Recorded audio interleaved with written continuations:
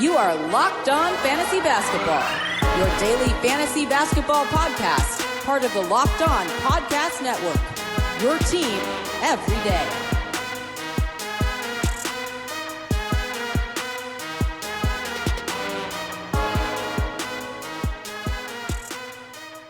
Hello and welcome to the Locked On Fantasy Basketball podcast brought to you by Basketball Monster. My name is Josh Lloyd and I am the lead fantasy analyst at basketballmonster.com, and you can find me on Twitter as always at redrock_Beeble and on Instagram at Locked On Fantasy Basketball. Today, it was just going to exclusively be a show on players that are buy low candidates, but there has been some news come out, so I thought I'd address it in today's show, and that is, of course, the news of John Collins' suspension. Michael Bolton. Let's get to it.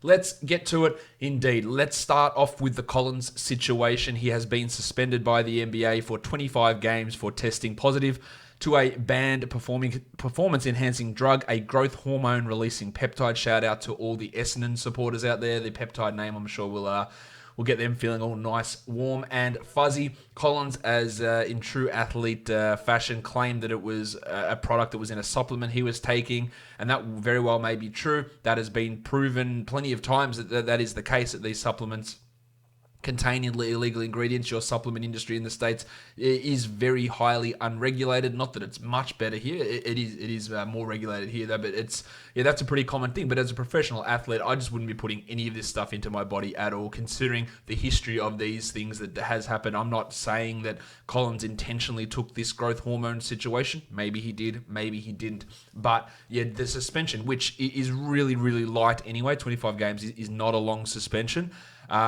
In that spot, you just got to be smarter and not take those supplements when there's been time and time again of times when it has happened, or the millions of other times that people have claimed that's what's actually happened in those positive testing scenarios. As for what happens from a fantasy point of view, 25 games is quite a bit. It leaves him with probably about less than 50 games to play this season. That's assuming he's going to miss some other games due to injury. So where does that leave Collins' overall value from here on out? So if I look at my projections, it puts him marginally outside the top 100 just on total value. Of course, when he comes back, he goes back to being that top 35, top 25 sort of a player. But can you deal with the fact that you're going to be getting zeros because he's not IR eligible unless you're playing on Fantrax through these coming 25 games, these coming 6 weeks or so? There's a couple of things you need to factor in, of course. If it's a weekly changes league, it's fine, you hold on. If you've got roto games limit, it's fine, you hold on. Both of those situations, your bench is considered an extended IR spot in which he is eligible, so you can put him in those areas. Daily changes leagues, I guess it really depends. Like, how have you gone the first 2 weeks? Are you winning 7-2s and 8-1s and you've got no other injury concerns at the moment?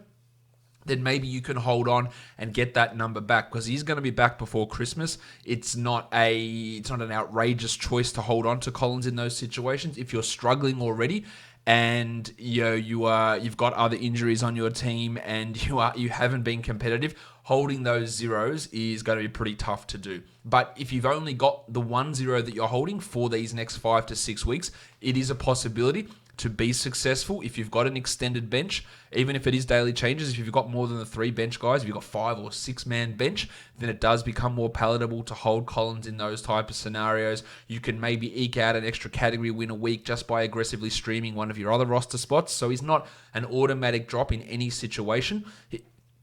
Like in some formats, like in an 8-team league, you probably do want to drop in that sort of a spot because you can just get really strong guys off a waiver wire.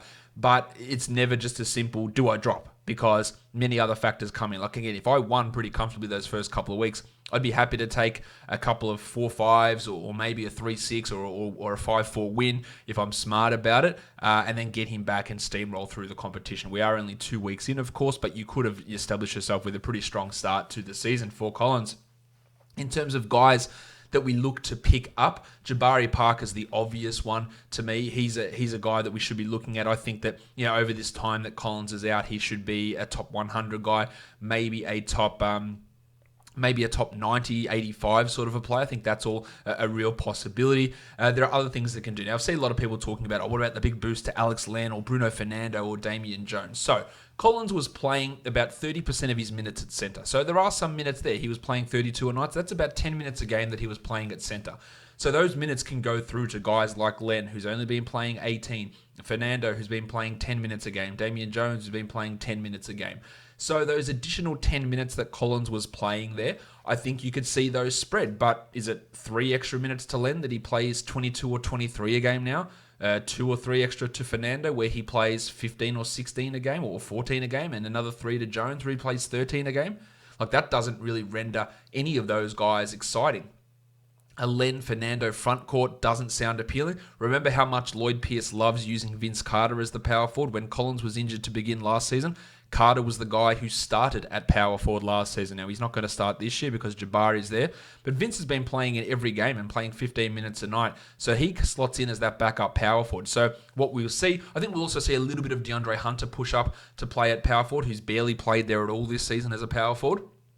So we'll see a little bit of him push up to have a Herder, Reddish, Hunter 2-3-4 combination. But that's not how things have gone today. Their starting lineup for today's game: Trae Young, Cam Reddish, Hunter, Parker, and Len, with Herder moving back to the bench. So the big beneficiary, of course, is Parker. You can get maybe a guy like Bembry gets a marginal boost. Of course, he's not a power forward, but it's more of a drizzle-on effect from Hunter pushing up to the 4, Reddish to the 3, Herder and Bembry getting more minutes there. But I think the majority of those minutes is going to be Len, Fernando, Jones, Parker, Carter. They will take on those 32 minutes a night spread amongst those 5 guys, with one clear winner being Parker and a lot of other nebulous type increases that don't change their value all that much, in my opinion. So that's how I'm coming. We'll see. We'll get and I'll break it down on tonight's podcast after the Hawks game. We'll get a much better indication of how things pan out. But at this point, that's why I'm looking at it. And that is another reason why I think Fab is the best way to do waiver wire pickups, so that everybody has a chance to grab a Jabari Parker in this situation, rather than the first person that saw the tweet. Or in my case, when you're asleep and you wake up to a million notifications that Collins has been suspended, you're shit out of luck because you can't grab Jabari in that scenario. But now everyone's got an opportunity to throw a bid in on him, and a lot more tactics and a lot more strategy are involved in getting that guy onto your team. So that is my initial John Collins thoughts. Let's move on now and look at the actual theme or the idea behind this podcast, and that is looking at players who are buy low guys based on the start of their season and where I think they'll come back to. The number one guy I take a look at here, and this is not number one in saying that he is the best buy low of them all, it's just the first guy that I've got on my list. That is Otto Porter Jr. of the Chicago Bulls, who of course has been piss poor so far this season, the 211th ranked player over the course of the year so far. That is something that obviously needs to change. We're worried about the minutes limits. We're worried about the restrictions. The main thing that's really holding Porter back, though, is it's not the usage, because he's on 18% usage. He was at 19.7 last year, so it is a marginal dip, no doubt about that. But he's been a top 50 player before, where from the 16-17 season, 15 usage, 15.7, 15 usage, 15.6. Like, that were the 4 seasons from 16-17 back, and 2 of those years were when he was getting 30 minutes a night and being a comfortable top 80 player and a top 50 player in one of those circumstances because of his efficiency. The reason he is way off is efficiency. 38% from 3. He shot 50% from... No, sorry, try again. 38% from 2. He shot 50 last year. 54 the year before, 58 the year before. So while it is declining each year, it's not declining this much. So there is room for improvement there. The three-pointers are at 31%. He's been a 3-year 40-point three-point shooter. All of that stuff comes back up. And his steal rate is well down, which I think will come back up. It's not that far down, but it is down a little bit. Once that stuff comes back up, then Porter's back to being a top 100 guy. So you can get him off the waiver wire in a lot of cases, but throw your worst player and try and get Otto Porter. Mike Conley, another guy who is a real buy low, really struggling to begin this season. So much of that is shooting. He is the 175th ranked player. I still believe that he is a comfortable top 100 guy, top 70 guy, probably can get to the top 50. I'm a little bit off him being a top 50 guy at this point. But there is room for him to be able to improve. He's shooting 32% from the field and 28% from three, including 35% from 2-point range. Like, those numbers won't last from Conley. The assist rate, we had that concern with him heading over to Utah as how that system would run. We saw it happen to ravishing Rick Rubio last season, and it's happening to Conley. So that's why, yes, some of my optimism is down. I thought maybe Conley was good enough to push through the Utah assists system, and Conley's never been a high assist guy at all, but he is way down at 3.9 this season, averaging still 12 points a game, almost 2 threes, over a steal. You get those percentages back up, and he is back in that discussion to be a top 60, top 50-ish type of a guy. Julius Randle, there's always a common theme with these, and this is it's the idiot's guide to working out where buy low value is. Look at the percentages. Randle is the 149th ranked player so far this season. He's averaging 13 and 10. The 10 rebounds is a really good start. Almost 5 assists. Pretty strong. No defensive stats. We know he doesn't give a shit, or he doesn't know how to actually execute on that end. But 42% from the field, 61 from the line, and a sparkling 6% from three. 6% from three. He is not a good three-point shooter. He shot 34% last year, which was by far the best number of his career. That happened on 2.7 attempts. He is attempting the same amount of threes this year. He just isn't hitting them. I believe he's hit 1 3 for the season out of 18 attempts. DeMar DeRozan would be proud of that conversion rate. But it's his two-pointers that are down as well, from 56 down to 51. He'd been at 56 and 58 each of the last 2 years. Now, some of that you can chalk up to being in a more primary offensive role, but his usage is under 24% this year. Last year, 27. The year before with the Lakers, 25. His role, his usage, is actually down this year from where it has been in the past. He's not getting to the line anywhere near as much. 6.7 attempts last season, 4 this season. The last time he was at that sort of number was in 16-17, where he only played those 29 minutes a game for the Lakers. So there is significant room there. If Randle gets back to being a 50% field goal guy, then he really rockets into that top 100 again. So a nice buy low player. Eric Bledsoe, 138 so far in the season, is starting to turn it around at the moment. He's averaging 14, 6, and 5. Again, it's the shooting. Only 68 from the line and only 44 from the field. This is a guy who so much of his value as a point guard is or was prefaced on the fact that he's a good field goal player. 48 last year, 47 the year before, and mid to high 70s in free throws. True shooting is down from 58 down to 51. The steals are also not there for Bledsoe, so he could very easily come back and be a top 40 guy just by putting up the numbers that we've seen him do year after year after year after year. It's been a slow start. He is starting to look much better though. The last couple of games, 22-9-6, 14-9-5, and 18-6-6, and 2 of those 3 games he shot over 50% from the field, and he's missed just 1 free throw out of his last 9. So it is starting to turn around. You think that the ribs were a real issue with Bledsoe in that area. Myles Bridges has been a bit disappointing to start this season. He's 126th on the year. I still think he can crack in and be a top 100 guy, so I'm buying low. If he gets dropped, I am adding him. He's still playing 33 minutes a night. The 18% usage is a little bit frustrating, but again, his reason, it's not just the efficiency, which isn't quite there. This was a guy that was a 46% shooter last year. He's down at 44 this year because his 2-pointers have dropped off, but it's his defensive numbers which aren't quite where they need to be. His per 36 steal rate has gone from 1.1 down to 0.4. When that comes back up, then his value jumps back up. The usage at 18% is fine. It's higher than where it was last year. The shooting has dropped off. He's not that far off where we need him to be. Just that marginal bump in efficiency, I think, will really help.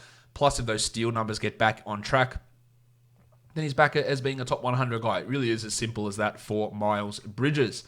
De'Aaron Fox, you might not think that he is necessarily a buy low, but if anyone is really married to the rankings, he's the 121st ranked player this season, averaging 18.5 points with 6.3 assists. Again, shooting. He's also not getting any steals, 0.7 steals on 41% shooting and 73% from the line. Now, he's not a good free throw shooter. He was at 73 last year, 72 his rookie year. So this is probably about where he is in terms of that. But this is a guy that averaged 1.6 steals last season and is down at 0.7. The assist numbers are marginally down from last season. Some of that, I think, is the way the Kings are playing, the reduction in transition basketball, the outlet type stuff that Fox is so good at. He's only playing 32 minutes a night. Again, some of that is some of the blowouts that the Kings have had to endure. Jaren Jackson Jr., 114th ranked player. I get multiple times a day, hey, should I drop Jaren Jackson Jr.? Him and Josh Richardson, I get it all the time. No, you shouldn't. You should not drop these guys. Jackson did miss last game with a knee injury, but he's going to be fine moving forward. He's only playing 25 minutes a night, and the fouls are obviously an issue. 13 and 5, 1.6 blocks, a 3 a game. He's never going to be a high assist guy. He's never going to be a high steals guy. What he's really down on is the minutes, the 25 minutes a night. The efficiency is way off as well. He was a 51% shooter last year, down at 44 because he's hitting only 26% of his threes. That's the swing skill. 55% two-point shooter last year, 55% two-point shooter this year, 36% three-point shooter down to 26. There's your difference. Like that's sticking out like dog's balls. The blocks are fine. He's rebounding at a better rate this year. The scoring is fine. He's hitting threes. Everything is sort of where he was last year. He just isn't. He just isn't hitting his threes at anywhere close to a similar level. So that makes him an interesting buy low guy. Rudy Gobert of the Utah Jazz finds himself outside the top 100 so far this season, behind Elfrid Payton and Dennis Schroeder and Myers Leonard, to be honest. 34 minutes, so it's nothing a playing time issue is going to fix. It's the blocks. Where are the blocks from Rudy Gobert? He's averaging only 11 points per game. Now, I did really worry about the scoring coming into the season, playing alongside Mike Conley. Like, where was that usage going to go? And it has fallen off. He's gone from 18 down to 15.